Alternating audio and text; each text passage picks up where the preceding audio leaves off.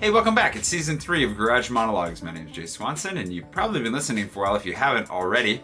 If you're hearing this or seeing it, it means that you're on the public feed, which means that this episode came out about 6 months ago for my patrons. And if you'd like to get on top of that, if you'd like to see these episodes as they come out, support the show, help me to keep it going, because, it's everything's up in the air this year. There are a lot of big changes coming, but let me know over on patreon.com/jswanson. You can support the show. You can listen to all the episodes from this season right now. You don't have to wait, or you can continue listening to them as they drop every other week for the next 5 or 6 months. It's the season of becoming French, and there's a lot of cheese that gets eaten in this season. I hope you enjoy it. Swanson.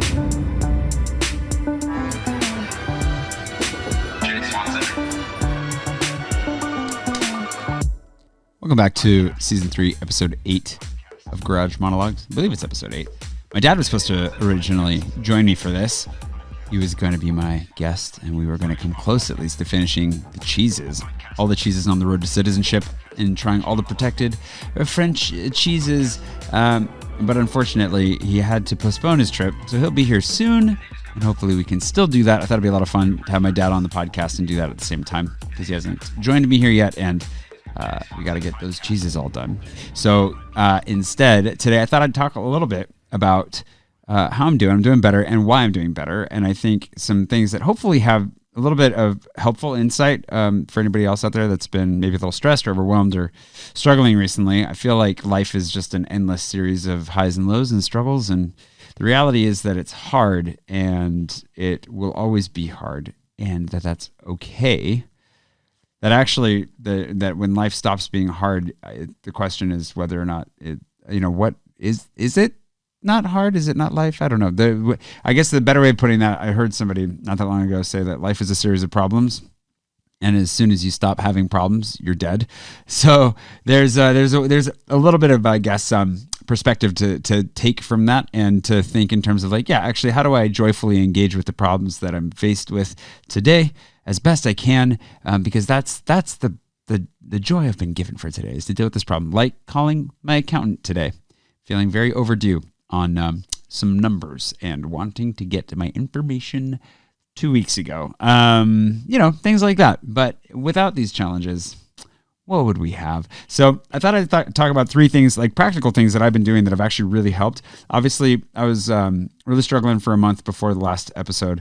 I had some really rough hits, if you don't remember, from therapy, and I think just have been feeling a little bit taxed and overwhelmed. Where the whole strategy shift with YouTube and trying to just focus on being a useful and fun Paris, on the ground guy for people that are coming to visit, it's been cool to see the results, and it's been cool to see how everything has really come together. Like it's exciting, but it really took its toll. Like I put a lot of work in. My team is now 9 people, possibly probably by the end of this week, we'll be a total of 9 people, mostly part-time, but some not so much. And, so there's the additional stress and uncertainty that comes with needing to make sure that you're taking care of people, and that everything's riding on the decisions that I'm making as far as where do we go, and how do we get to where we're headed from here. And I'm really, really grateful just for the opportunity to be where I'm at and to be making those decisions. But it definitely made me very sleepy and tired on top of everything else. And so how do we handle these things? Because those that pressure is not going to go away anytime soon. And the need for me to be a better manager, the need for me to be a better coworker, a better collaborator, all those things is only going to grow. I'm only going to need to continue to improve. So the last thing I need to do is find myself in a cycle, a negative spiral, where things are always just getting worse, which is where I was kind of at for a while. And I was allowing myself to enter into some pretty negative headspace that just only got worse and worse.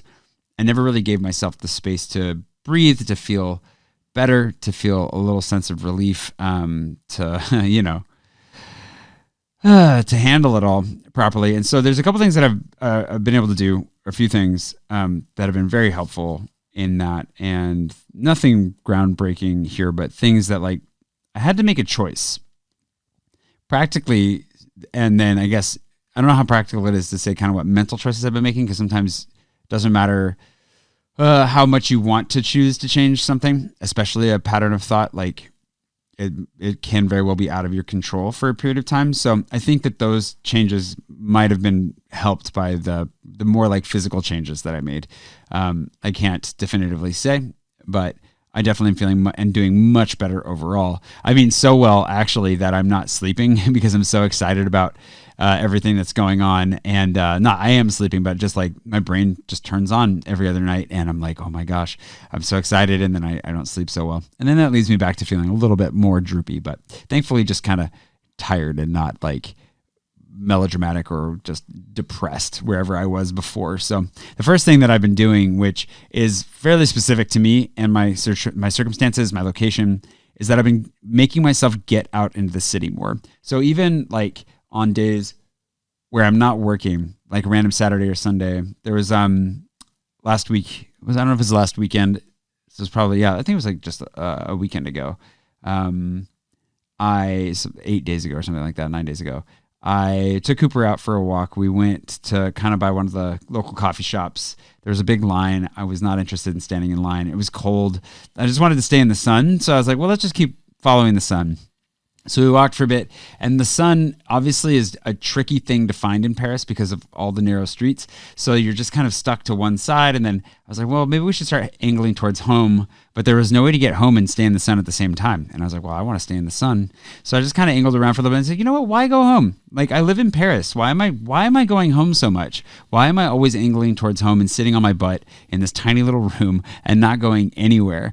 And so instead I was just like, okay, well, I'm going to go out. And I have a thing that thanks to a friend who made this thing already, and then we're going to incorporate it into future versions of the guide is the plan. But she made an app that basically allows you to follow the sun in Paris and to see when and where the sun will be shining on the streets. And she correlated it with terraces, which I don't know if it's fully up to date there. We're going to have to work on that now. But I was just like, all right, well, I remember this coffee shop that I really like just built their terrace, because everybody's building their like post-pandemic summer terraces now. It's a thing in Paris. Like I think they're really doing it to try and make it harder to park in Paris more than anything.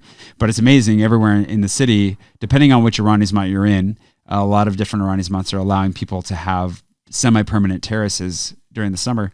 And so there's this coffee shop that had just built their terrace, and I was like, oh yeah, I wonder when the sun will hit. So I checked the app. I was looking. I was like, oh, the sun is hitting it like in the next 20 minutes. I should go right now. So I jumped on the metro, made it as the sun was, just after basically, but as the sun was hitting the terrace, got a coffee. And then from there, like just started texting friends and was like, hey, who's out? Who's around? This is what I'm doing. And met some random people that, just like happened to be sharing the table with me. And this one joined me, and we went to the dog park together, and then down the hill had lunch, and then met friends at another coffee shop, and people just showed up until we had like 8 or 9 people just kind of piled around having a good time. And it was so amazing. I just stayed out like all afternoon, like ended up meeting another friend, having a drink, and then just stayed out basically. I didn't have any sunscreen, so I was a little bit sunburned. So you'll see a little bit of sunburn effect in like the video I just released today. Unfortunately, just a little bit of peeling on top. But man, it was so good. It was so great. And I was like, I love this city, and I'm so lucky to have the friends I have and the community that I have. And what a big difference it made for me to decide, you know what, I'm just going to stick to the sun. I'm going to stay out today. And even if I hadn't run into my friends or anything, but thankfully I did, like, it just made a big difference. That one choice to just stay out instead of coming back home and then watching YouTube, working. I don't know. So that was one thing. Like, get out of the house more is a really big thing. Because I come alive when I'm exploring this city, just even personally, not even when I'm recording stuff. But filming has been a second thing. And getting back to making stuff is kind of a second and a half, third thing. But like the filming side, I took a break from filming for a minute. That's why there was no video for a couple of weeks, because we're really focused on like app stuff and extra work. There's just a lot of other work going on behind the scenes. Just things are good, but they're kind of nuts. And recognizing, oh man, like my management skills need some leveling up, and like there's just always stuff to learn and to work on. And so I hadn't really been filming, and I didn't really want to be honest. Like, I was kind of like feeling lethargic, still feeling a little bit like, ugh. And I get this weird anxiety still when it comes to filming. Like, before I go out and start filming, I kind of physically just feel not sick, but like just feel really reticent to do it.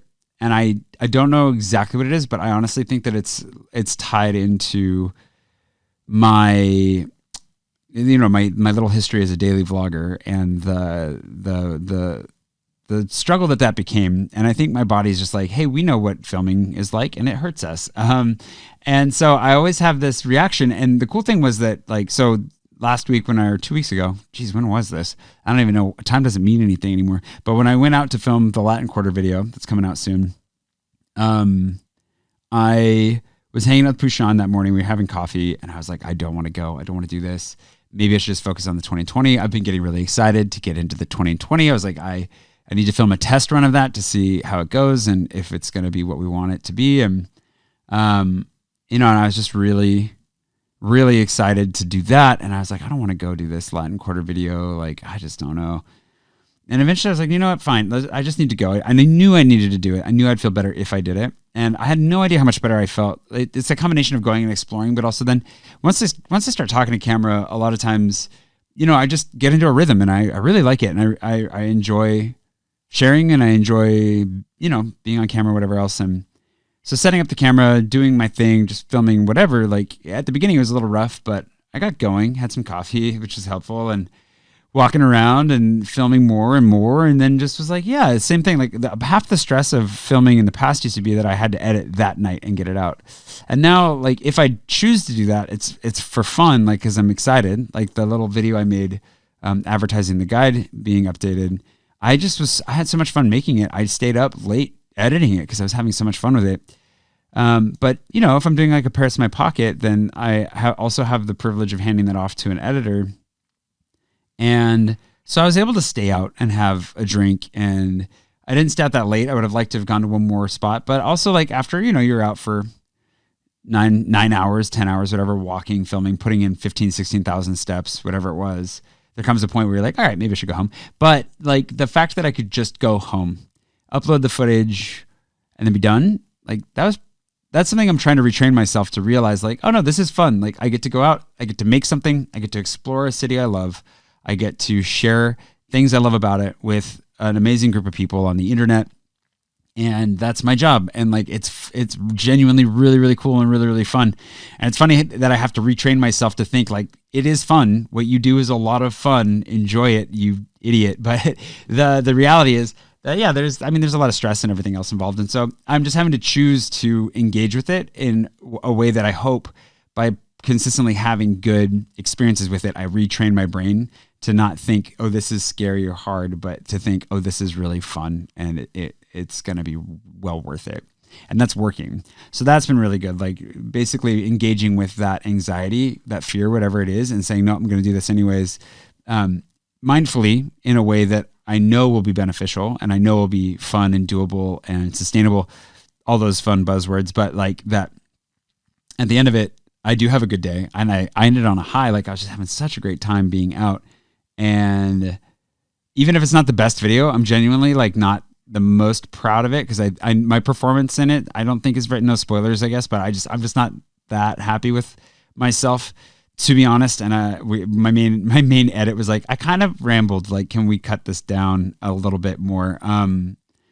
But despite that, like the gift of it was that it got me out and it got me exploring, and it really cemented the fact that I'm going to enjoy this. And so then 2 days later, when we went out and filmed the first 20 and 20 video in the 20th arrondissement, I had a blast. Like it was still stressful at points filming. I always feel self-conscious filming in Père Lachaise because it is a cemetery. So I want to be respectful, but also treat it as, a public park. Not entirely. I'm not going to parkour on things, but also being willing to like speak somewhat loudly as long as no one's around. Enough to, that's the thing when you're talking on camera, sometimes you want to be, you can and want to be quiet. Sometimes you want to be a little bit more vibrant, and that can feel somewhat disrespectful to be vibrant in a place where everyone is dead. But the irony is that like, it's also like a beautiful park.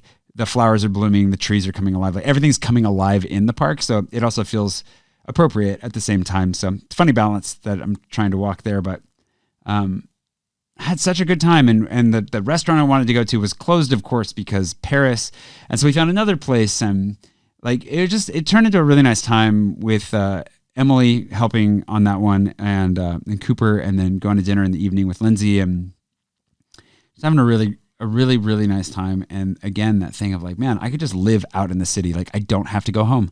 I've become, I think through the pandemic, I think through burnout and then the pandemic, and then not really understanding how to reformat my life after all that, I found myself really anchored and tied to my apartment. But while I did okay for a while, like I don't do well here anymore. Like I really mentally thrive. Like I'm much healthier if I get out of here. So on days where I need to be here, like when I'm recording a podcast or something, like I'll be here. But I think most of the time I'm going to try and do work from anywhere else.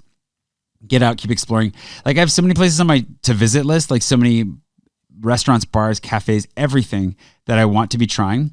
I would like to get organized and actually be out trying new things all the time. I also need to go back to places that I already know, that I already recommend, so I can be getting new photos and stuff for the app. And then I've got to be filming. Like I'm also really excited to be filming, and I think I can film like 2, maybe 3, but probably healthily 2 2020 videos a week.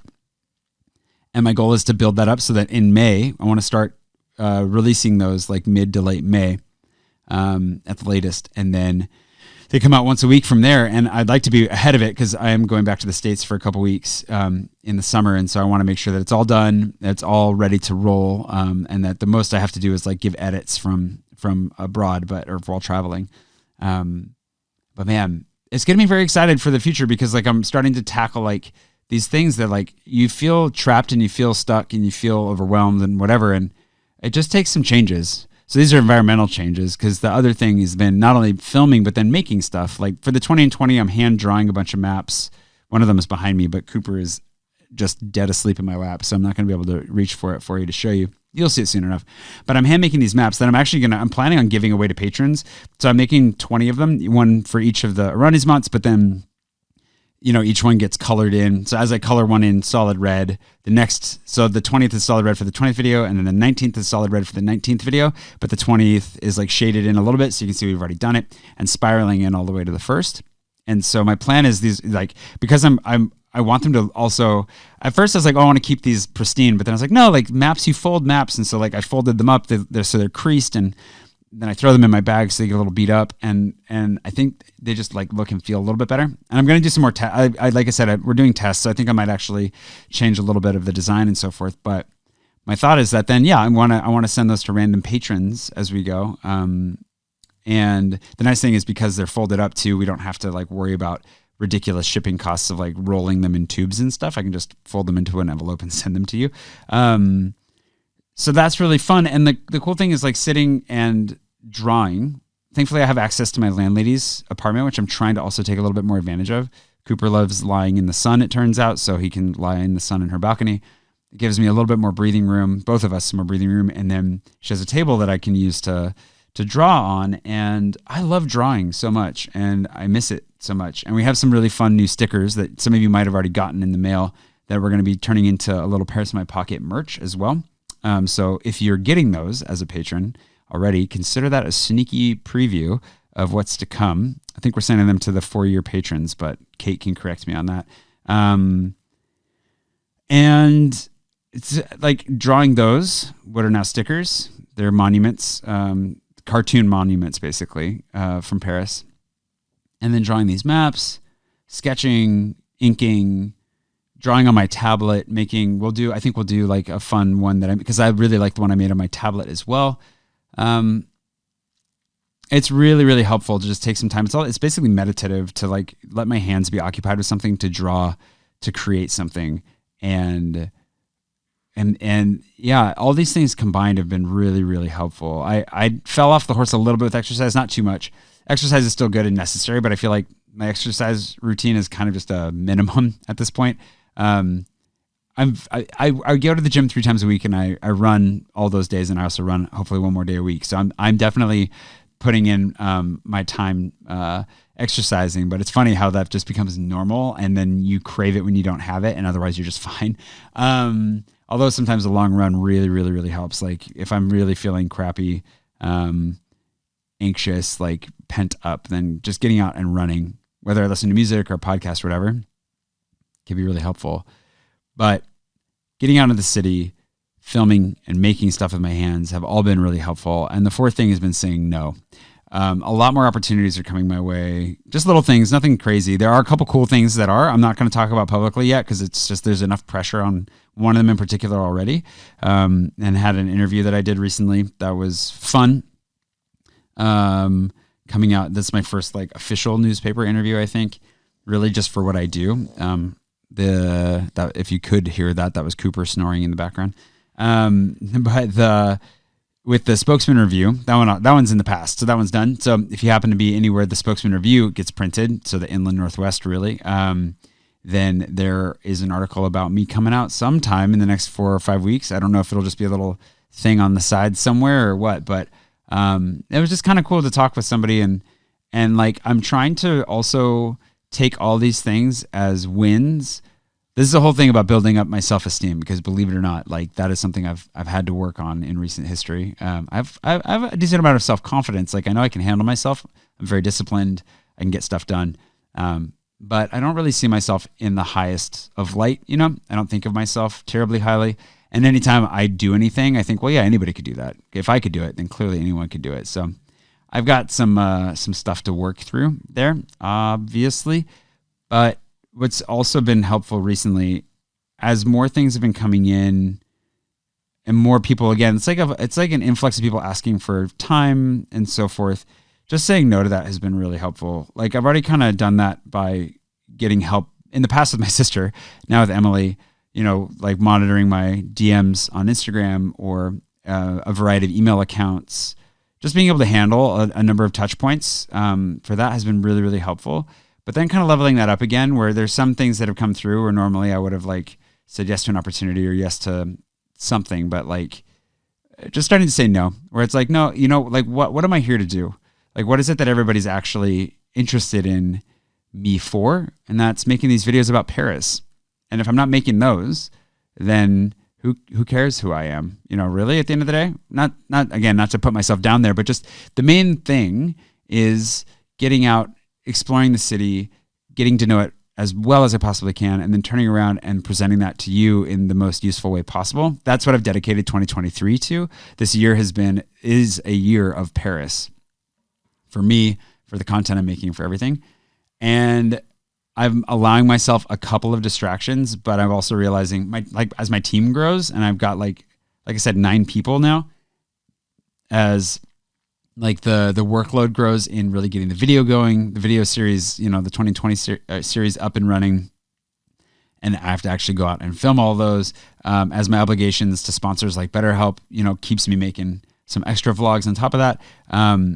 The podcast, the rest of this season, app development, like that, you know, even if I'm not programming, I'm doing a lot of other work around that, testing, like giving notes, having our meetings, doing all that stuff. You know, we're adding another developer to that, which is part of the team growing for some really cool specific reasons, which I won't share about yet, but I'm really excited to share about because I think it's going to be super cool. I hope so.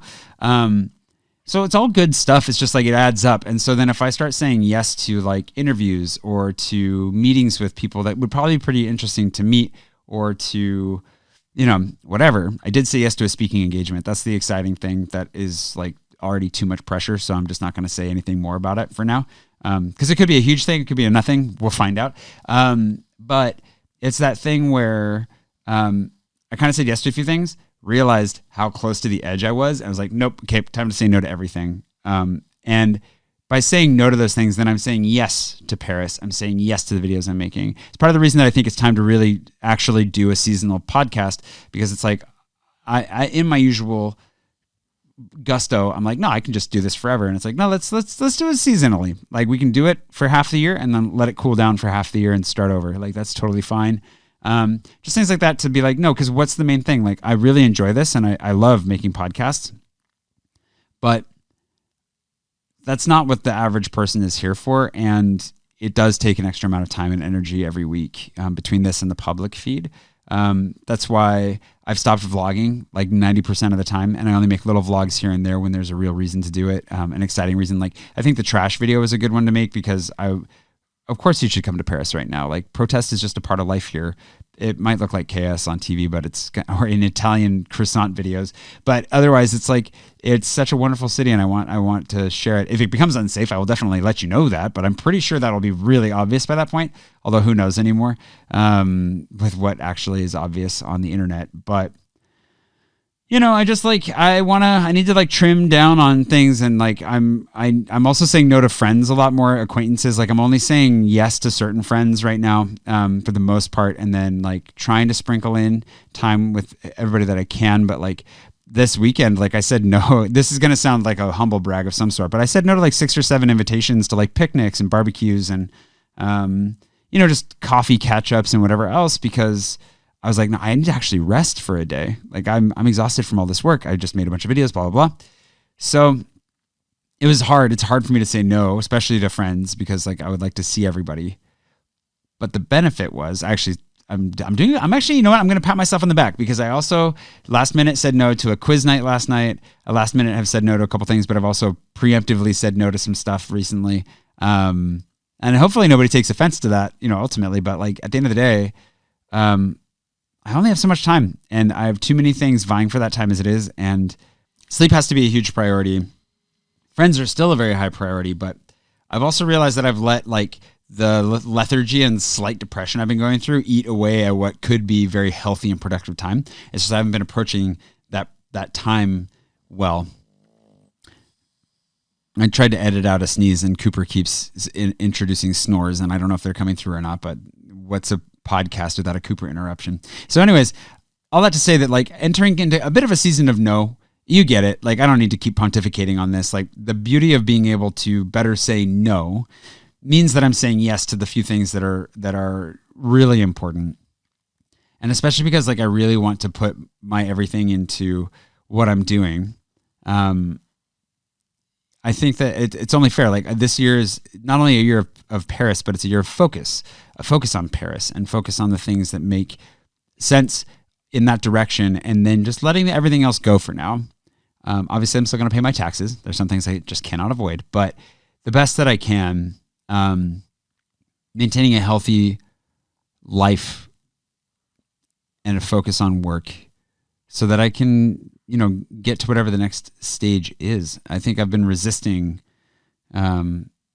success, and I've been resisting health, and I've been stubbornly self-sabotaging for a really long time, and I'd like to stop. And so those are some of the practical things that I'm doing to get away from that and to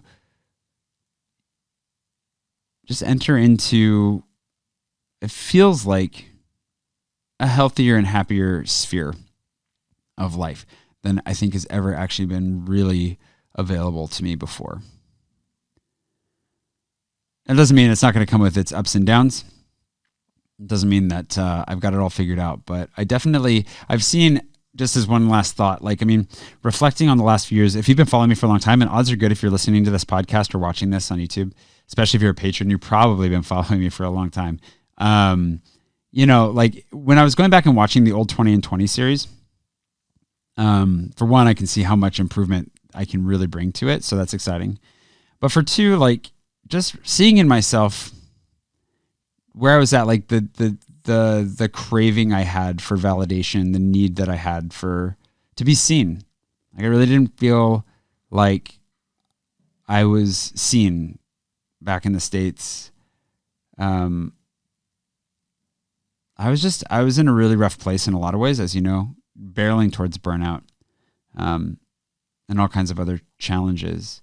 But all of that I hit, the wall that I hit with that, I think was a really necessary inflection point where the pain got strong enough that I finally really sought help. It's when I started therapy. It's when I started to really stop and really make a concerted effort at self-improvement. In healing, whereas in the past, I think I'd only paid it lip service. And what's great is that I can see myself then. I can have compassion for myself, even if I cringe a little bit about some of the things I said and did, the videos I made, the whatever. And And I feel very encouraged that the very deep lows and the high highs back then have mellowed out now, that even the last month that I had, which was genuinely really, really challenging, and one of the harder months I've had in a long time, was still comparably so much better to any similar period of my life in the past. I mean, it was like night and day. And I don't think there ever comes a point, like we said at the beginning of the podcast, I don't think there ever becomes a point where life is without its problems. And I think that month really highlighted for me not only how hard life is for me, but how hard life is for everyone else. I think in the past, like I just wanted someone to acknowledge how hard my life was, like, and how hard I was working. Like I felt like I was toiling away unseen. And thankfully I feel like that I feel seen by some people in my life, and my therapist had some really kind words to say in the midst of some of these struggles as well. But I think that month helped me to recognize, man, life is hard for all of us. No matter where we are, no matter who you are, life is really just hard. And you never know exactly what anyone else is going through, but you can always be pretty sure that they're going through something. And hopefully if they're having a high moment where like it feels like the world is great and they're not, then let's applaud them and enjoy that moment with them, because there's a good chance it won't last for very long, or it won't last forever. And I think it just gave me a greater appreciation for just this, how hard life can be, but also how beautiful it is when it is just so darn beautiful. And so I guess I'll just leave you with that. Those are the things that have been helpful. Leaning into the, like, I guess embracing, I don't know what the term would be, but like really directly embracing or approaching the anxieties that I've been struggling with, and just doing some basic things to feel better. And they've been working. And sharing with you always works too. This is like these little monologues are always a nice act of reflection and a good chance for me to sit and think through this stuff, and to recognize that, I know how lucky I am, but I think in the midst of making what I make, especially recently, videos and podcasts and everything else, like I really feel it, and that's really cool.